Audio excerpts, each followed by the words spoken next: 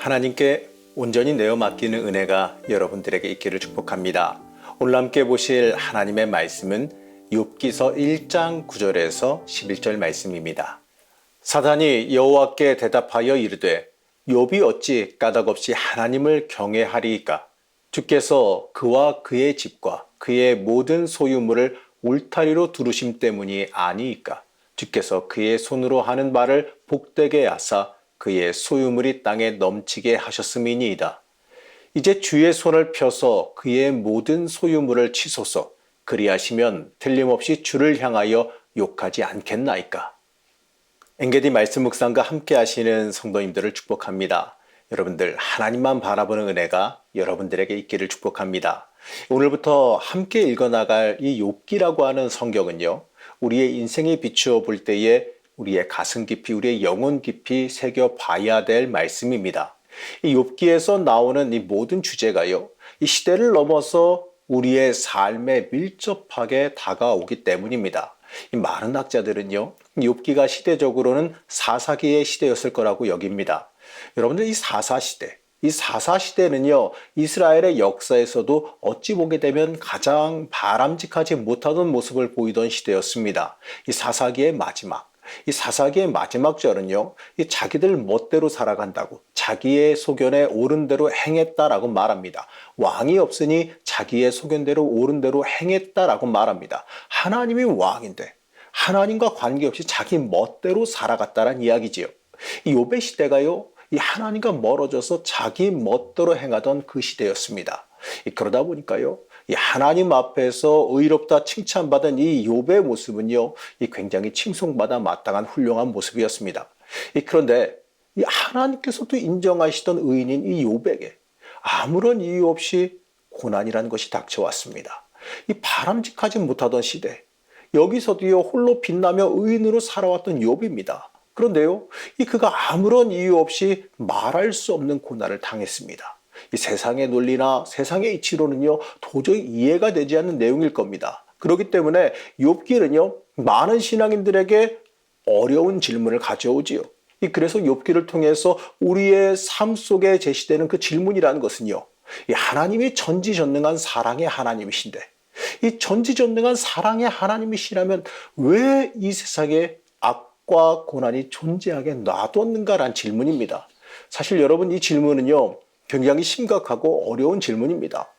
이 질문이 더 확대되게 되면 왜 하나님을 잘 섬기는 의로운 사람들이 고난을 당해야 되는가라고 하는 굉장히 심각한 질문으로 발전하게 됩니다. 거꾸로 말해보게 되면 왜 하나님을 섬기지도 않고 의롭지도 못한 악한 사람들이 이 땅에서 형통하게 살아가는가, 바로 이러한 문제까지 이어집니다. 여기에 대해서요, 이 기독교적인 입장을 떠나서 이 논리적인 질문을만 따져본다면요, 이 두 가지 논리적인 대답이 아마 가능할 거예요. 이 첫째는 하나님께서 선하시긴 한데 무능하셔서 이 악과 고난을 막을 방법이 없으시다. 이 두 번째는요, 전지전능하시긴 한데 하나님께서 악하시기 때문에 이 막을 수 있음에도 불구하고 일부러 악과 고난을 인간들에게 허락하신다. 이렇게 이 두 가지를 말할 수 있을 겁니다.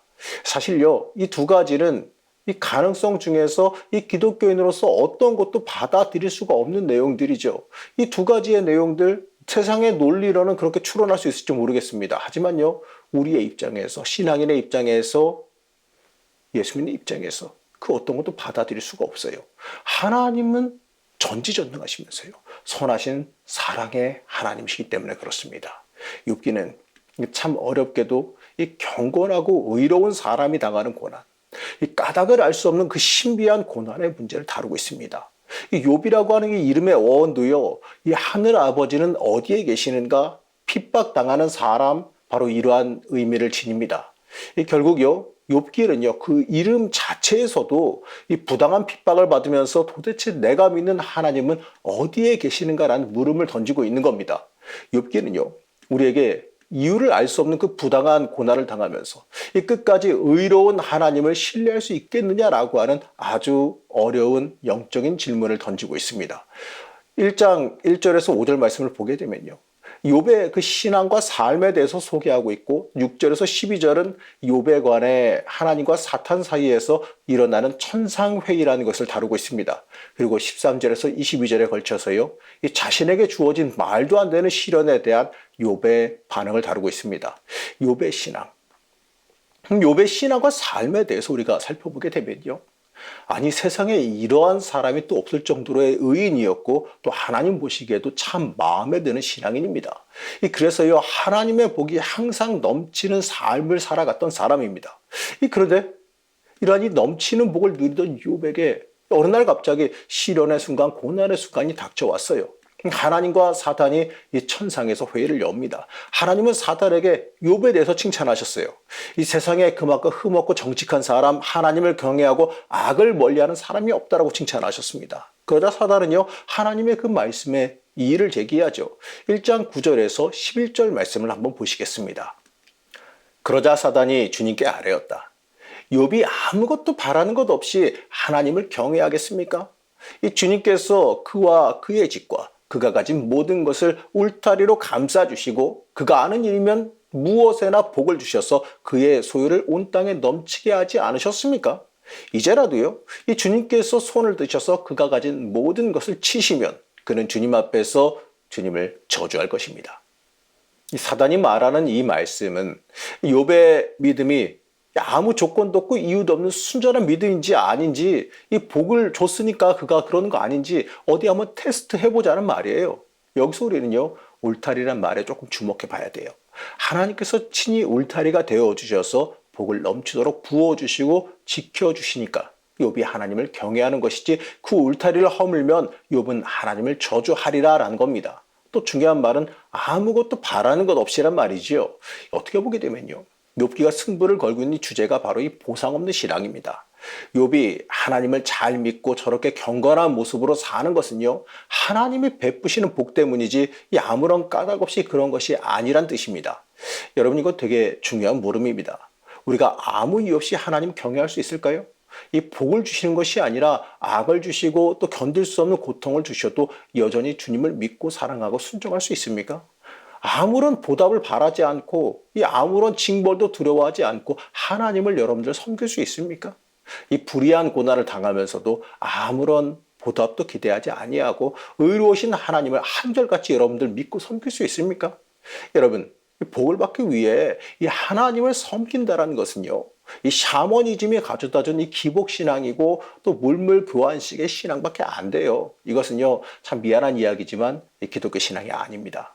욥기가 던지는 중요한 질문은요, 우리의 형편과 아무 상관없이 어떠한 것도 아무것도 바라는 것 없이 순전히 하나님 한 분만으로 너는 기뻐할 수 있겠느냐라고 하는 본질적인 물음입니다.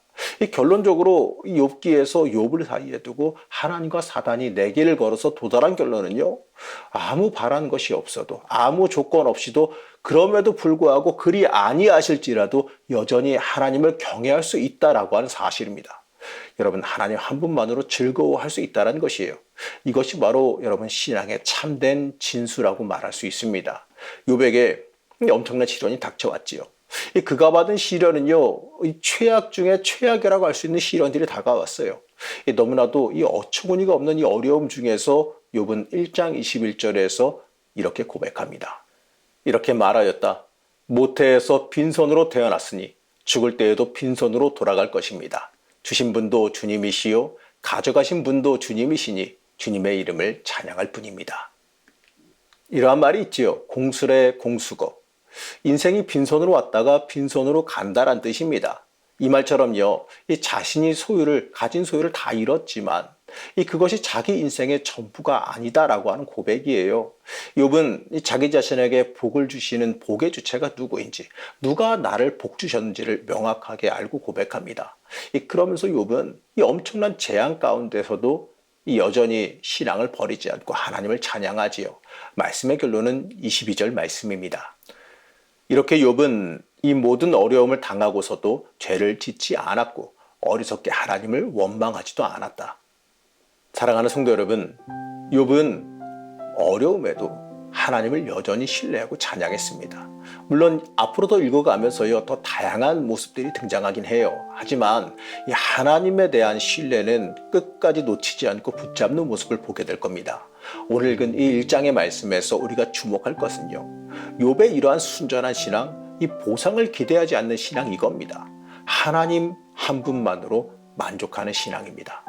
우리는 이 욥과 같이 온전한 순전한 신앙을 가지고 이 땅에서 살아갈 수 있어야 됩니다. 하나님 앞에서 하나님 한 분만으로 만족하는 삶을 우리가 살아갈 수 있다면 무엇을 해주셔야지만 우리가 믿고 섬기는 것이 아니라 하나님 한 분 그 자체만으로도 감사하며 살아갈 수가 있게 되어진다면 그 인생은요, 하나님께서 인정하시며 지키시는 인생이 될 것을 믿으시기 바랍니다. 여러분, 오늘 하루의 삶도요, 하나님 한 분만으로 만족하기를 바라며 시작하는 여러분들의 삶이 되시기를 시간 간절히 축복합니다. 하나님께서 그러한 우리의 삶을요, 이 울타리를 쳐서 지키실 것을 믿으시기 바랍니다. 오늘의 삶이 하나님 깊게 바라보시면서 하나님과 동행하는 삶이 되시기를 시간 간절히 축복합니다. 우리를 사랑하신 하나님, 우리가 살아가는 삶 속에서 이 때때로 우리는 원인을 알지 못하는 고난을 마주하며 살아갑니다. 그 아픔과 어려움 앞에서 우리는 하나님을 향한 우리의 신뢰가 가장 중요하다는 사실을 다시 한번 돌아봅니다. 이 고난과 아픔 가운데에 우리의 신앙이 무엇을 해주셔야지만 믿는 신앙은 아니었는지 돌아보게 됩니다. 이 세상 어려움이 우리에게 다가올지라도요, 흔들리지 않는 신앙인지 다시 한번 돌아보길 원합니다. 아픔과 고난이 이때때로 우리의 신앙의 성장을 가져온다는 그 사실도 고백합니다. 욥의 이 엄청난 고백을 오늘 돌아보면서 내 신앙은 과연 어떠했는지 다시 한번 돌아보게 됩니다. 하나님, 우리도 욥처럼 엄청난 신앙의 고백은 아닐지라도 순전한 신앙으로 오늘 하루하루를 살아가길 원합니다. 성령님께서 우리의 하루를 주관하여 주셔서 순전한 신앙으로 어려운 가운데에서 하나님 더 깊게 바라보는 은혜가 우리의 삶 속에 허락하여 주시옵소서. 하나님, 그러나 바라옵기는 오늘 우리의 삶을 하나님의 울타리로 지켜주시기를 원합니다. 하나님의 돌보심과 지키심도 우리가 경험하기를 원합니다. 오늘 하루의 삶이 하나님 바라보며 굳건하게 하나님과 동행한 하루가 되게 하여 주시기를 소망하며 거룩하신 예수님의 이름으로 간절히 기도드렸습니다. 아멘.